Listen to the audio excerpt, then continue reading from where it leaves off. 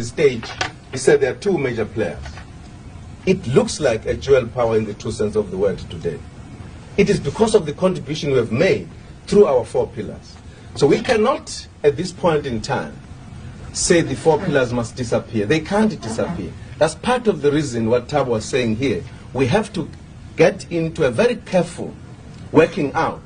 How do we move without interfering with our four pillars, at the same time deepening the struggle? It could be perhaps referred to as a new kind of area. I think it is an element that gets sharpened at a given time. It's not a new area. It has been there.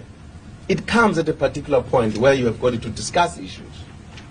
And I think our effort is to ensure that these fighters come to participate in this sharpened kind of area at this point in time with their all might.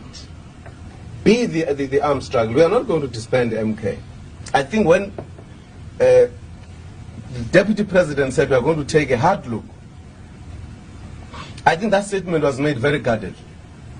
That we are not abandoning our armed struggle. That we are looking at what the government is doing in relation to what it says it is committed to change, and that in the process of that, whilst looking at it, we are aligning our forces properly, and we know what to do at this given time. In other words, careful thinking. You know the history of the armed struggle.